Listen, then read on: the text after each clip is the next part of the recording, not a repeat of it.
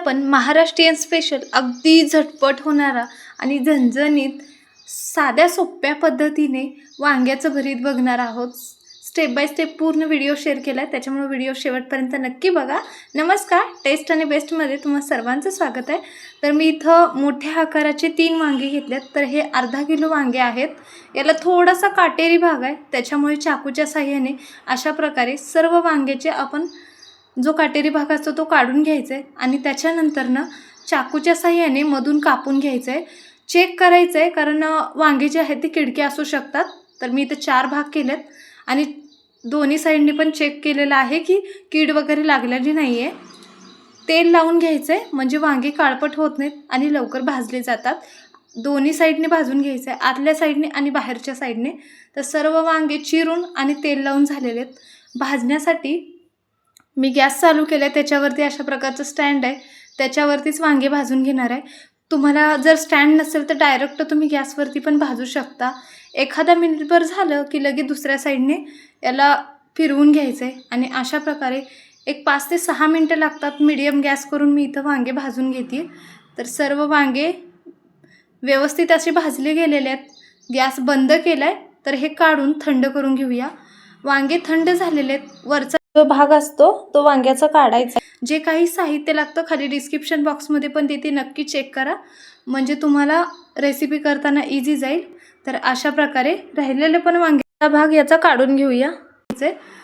त्याच्यानंतर ना वांगे जे आहेत ते हाताच्या साहाय्याने किंवा चमच्याच्या साहाय्याने पूर्णपणे मॅश करायचे। थोडंसं जाडसर ठेवायचं आहे, पूर्णपणे पण बारीक करायचं नाही। तर हे वांग्याचा मागचा साईडचा जो भाग आहे तो काढून टाकलाय आणि हाताच्या साहाय्याने अशा प्रकारे मॅश करून घेऊया। व्हिडिओ जर आवडत असेल तर नक्की चॅनलला सबस्क्राईब करा, म्हणजे मी जेव्हा पण व्हिडिओ अपलोड करेल लगेच नोटिफिकेशन मिळून जाईल। तर वांगे पूर्णपणे मॅश करून झालेले आहेत। फोडणीसाठी कढई ठेवली आहे, त्याच्यामध्ये टाकूया फक्त 2 चमचे मोठ्या चमच्याने तेलाचा वापर केला आहे। तेल गरम झालं की मोहरी टाकायची। मोहरी चांगली तडतडली की अर्धा चमचा जिरे, 7 ते 8 कढीपत्ताचे पानं टाकलेले आहेत। कांदा घेतलेला आहे, थोडासा मोठ्या आकारामध्ये घेतला आहे, कारण कांदा शक्यतो तो थोडा जास्तच वापरायचा आहे। 2 कांद्याचा वापर केला आहे। कलर चेंज होईपर्यंत परतून घ्यायचं आहे। थोडासा कलर चेंज झाला की याच्यामध्ये 7 ते 8 लसणाच्या पाकळ्या घेतलेल्या आहेत।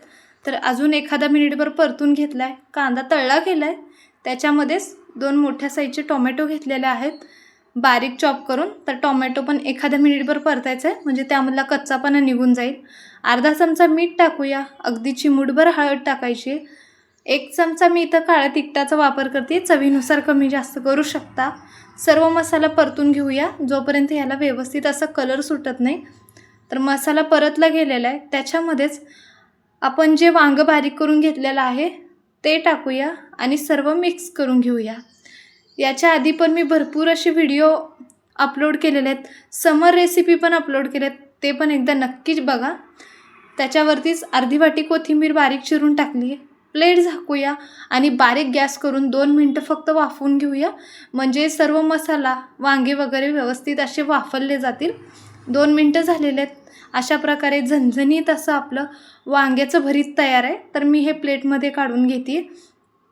ह्याचा कलर वगैरे बघू शकता, अगदी साध्या सोप्या पद्धतीने आपलं महाराष्ट्रीयन स्पेशल वांग्याचं भरीत तयार आहे।